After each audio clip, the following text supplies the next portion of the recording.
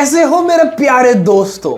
आ गए हम लोग फिर से एक बार इस हफ्ते की सारी चटपटी खबरें आपके लिए लेकर और उन्हें और भी ज्यादा मसालेदार बनाएंगे और आपको करेंगे एंटरटेन। इस हफ्ते मेरे दोस्तों प्रकाश राज और पवन कल्याण के बीच में हो गई है करारी भिड़ंत। वहीं इंडिया ने उठा के पटक दिया है पाकिस्तान को यूएन जनरल असेंबली में। उसके साथ साथ बुक माई शो के जो सीईओ हैं उनको बुला लिया गया है पुलिस के थाने में 28 सितंबर तक आकर उनको अपना स्टेटमेंट जो है वो रिकॉर्ड कराना पड़ेगा। इन सभी खबरों को जरा विस्तार से हम लोग समझते हैं और जानते हैं, लेकिन शुरू करने से पहले देख लेते हैं चैनल का इंट्रो।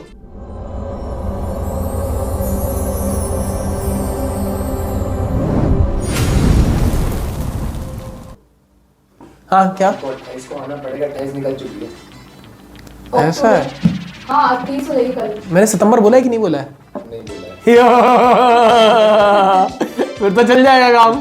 दोस्तों बढ़ते हैं पहली खबर की ओर। एक्चुअली अभी चल रही है यूएन यानी कि यूनाइटेड नेशंस की जनरल असेंबली, जहां पर सभी अपने अपने देशों के जो रिप्रेजेंटेटिव हैं, उनके प्राइम मिनिस्टर्स हैं, उनके जो प्रेसिडेंट्स हैं, वो आकर अपनी वहां बात रख रहे हैं। जैसे कि पीछे आपने सुना होगा कि जो बेंजामिन नेतन्याहू हैं, जो कि इजराइल के प्राइम मिनिस्टर हैं, वो वहां पे आए थे और उन्होंने कड़े शब्दों में पूरे दुनिया को आड़े हाथ लिया और बोला कि भाई देखो, जूस का जो खून है वो इतना सस्ता नहीं है कि आप इसको बहा देंगे और उसके कोई रेपरकशंस नहीं होंगे। उसी तर्ज पे पाकिस्तान और भारत के बीच में भी एक भिड़ंत हमने देखी यूएन जनरल असेंबली में। पहले आए पाकिस्तान के प्राइम मिनिस्टर शहबाज शरीफ और उन्होंने अपने टिपिकल पाकिस्तानी अंदाज में वही कहा जो आज तक वहां के हुक्मरान आज तक कहते आए हैं कि कश्मीर के ऊपर बहुत ज़्यादा जुल्म हो रहे हैं, बहुत वहाँ पर लोग उन्हें परेशान कर रहे हैं और एक पर्टिकुलर कम्युनिटी है जो बहुत ही सप्रेस्ड है, और इस तरह से उन्होंने काफ़ी बातें की। उसके बाद फिर बारी आई भारत की, और जो भारत की तरफ से हमारी महिला जी ने कहा है, उन्होंने क्या कमाल का कहा है और उठा के पटक दिया है पाकिस्तान को, एकदम धोबी पछाड़ दे दिया है। उन्होंने उनसे सीधे साफ शब्दों में कहा कि देखिए, किसी भी ऐसे देश को जो टेररिज्म को स्पॉन्सर करता है, नारकोटिक्स को स्पॉन्सर करता है, जहां पे खुद ओसामा बिन लादेन जाकर आराम से शेल्टर लेके रहा है, उसको इन सब बातों के बारे में कुछ कहना जो है वो हिपोक्रेसी एट इट्स वर्स्ट है।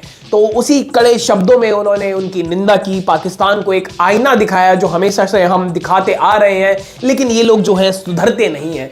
पर खैर, अपने ही बच्चे हैं, अपने ही बेटे हैं, तो इनकी ये जो गलतियां हैं वो कभी कभी भारत माफ कर देता है। लेकिन याद रखना कि गालों पे पराठे भी बहुत जोर जोर से मिलते हैं, तो भारत जो है वो जरूरत पड़ने पे आपको चांटे भी लगा सकता है। तो सुधर जाइए पाकिस्तान, सुधर जाइए। दूसरी तरफ दोस्तों, जो तिरुपति बालाजी का जो प्रसाद का ये जो फसाद खड़ा हो गया है, जिसमें एनिमल फैट्स के ट्रेसेस मिले थे, ये अब बात तूल पकड़ती जा रही है, क्योंकि ये पूरे हिंदू समुदाय के लिए, सनातन धर्म में विश्वास करने वाले लोगों के लिए एक बहुत ही गंभीर मसला है। और इस मसले के ऊपर काफ़ी लोग जो अपने आप को लिबरल और सेक्युलर बोलते हैं, वो मजाक उड़ा रहे थे हमारी आस्था का, हमारे धर्म का। तो ऐसे में ही एक और जो है एकदम चड्डी बनियान पहलवान मिस्टर प्रकाश राज, जो काफ़ी कुछ बोल रहे थे इस बारे में। पिछली बार जब ये खड़े हुए थे इलेक्शन में, तो भाई साहब की जो है जमानत जब्त हो गई थी, लेकिन इस बार आ गए हैं सामने, मालूम है किसके? पवन कल्याण के, पावर स्टार पवन कल्याण के, जिनकी पार्टी ने पहली बार इतिहास रचा है कि पहली पार्टी जो उतरी मैदान में वोट्स के और इलेक्शंस के और 100% ट्रैक रिकॉर्ड से जीती। तो पवन कल्याण ने एकदम अपने टिपिकल अंदाज में ऐसे करके प्रकाश राज को समझा दिया है कि सुधर जाओ बेटा, सुधर जाओ, नहीं तो कान ऐंठ दिए जाएंगे, समझ गए। और ये जो प्रकाश राज तुम विलन बनते हो ना मूवीज में, वो मूवीज तक ही अच्छा लगता है। रियल जिंदगी में जो है ये विलन वाले काम मत करो।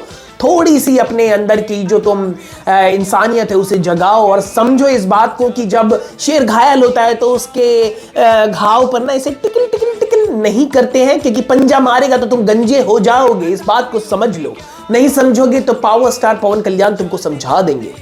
दोस्तों तीसरी खबर जो आ रही है वो है बॉलीवुड की तरफ से, जहां पे हो गए हैं आईफा अवार्ड्स, एक ऐसा इंटरनेशनल अवार्ड जिसकी किसी को जरूरत नहीं, किसी को पूछ नहीं, किसी को कदर नहीं। खैर इस बार लोगों ने उसमें इंटरेस्ट इसलिए दिखाया क्योंकि शाहरुख खान अपने टिपिकल अंदाज में जाकर उसको होस्ट कर रहे थे और ऐसे बाहें पसार कर जब उन्होंने वो वहां पे खड़े हुए तो ले गए बेस्ट एक्टर का अवार्ड भी। खैर इसीलिए ये अवार्ड्स फंक्शन जो है मुझे जोक लगते हैं, it's an absolute joke because जवान कितनी भी एंटरटेनिंग मूवी हो, कितना भी कमाल की मूवी हो, बट उसका जो परफॉर्मेंस था वो कोई ऐसा नहीं था कि यार आप उसको बेस्ट एक्टर दे दोगे। आपने कितनी सारी मूवी देखी, जैसे श्रीकांत में राजकुमार राव ने क्या फैंटास्टिक परफॉर्मेंस दिया था, और भी बहुत सारे एक्टर्स हैं, या विकी कौशल थे जिन्होंने सैम मानिक शॉ में क्या परफॉर्मेंस दिया था, इन लोगों को देना चाहिए था। लेकिन खैर हम सबको पता है कि ये जो अवार्ड्स है ये बस एक स्टार व्हीकल है, जो स्टार वहां पे आ जाता है, जो उसको होस्ट कर देता है, उसको वो अवार्ड मिल जाता है। इसलिए आमिर खान जो है उन्होंने काफी टाइम से इन अवार्ड शोज का बॉयकॉट कर रखा है। फिलहाल तो उनकी मूवी लाल सिंह चड्ढा को देख के मुझे लगता है अवार्ड शो ने ही उनका बॉयकॉट कर दिया होगा। खैर आईफा अगर आप लोगों ने देखा है तो बताइएगा कैसा आपको लगा है, कमेंट में शेयर कीजिएगा। क्या शाहरुख खान को मिलना चाहिए था बेस्ट एक्टर अवार्ड, और नहीं मिलना चाहिए था तो किसको मिलना चाहिए था बेस्ट एक्टर अवार्ड।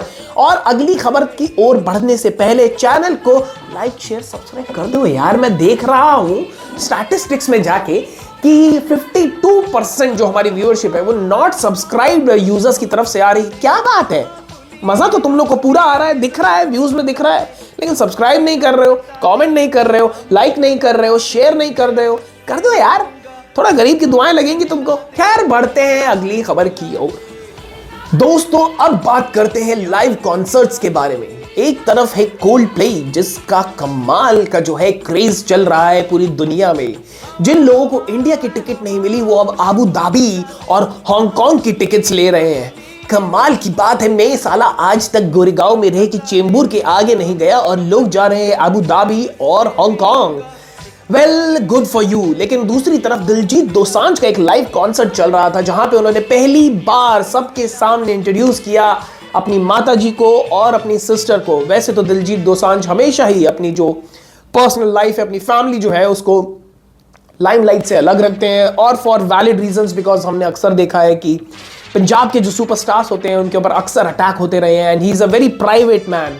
हालांकि हमने ये भी सुना है कुछ गुप्त सूत्रों से कि जो दिलजीत दोसांझ हैं वो सीक्रेटली मैरिड हैं, उनके बच्चे भी हैं, यूएस में रहते हैं। खैर हमें तो नहीं पता, अगर ये बात सच है तो काफी सारी लड़कियों के दिल जो है वो टूट जाएंगे, चकनाचूर हो जाएंगे। और अगर ये बात झूठी है तो दिलजीत दोसांझ एक बार कह दें कि वो सिंगल है तो आज भी उनके घर के बाहर जो है सिंगल लड़कियों की लाइन लग जाएगी। और अब तो उनकी माताजी को भी देख ही चुके हैं तो वो अपने आप पसंद कर लेंगी कि घर पे किसको लेके आना है।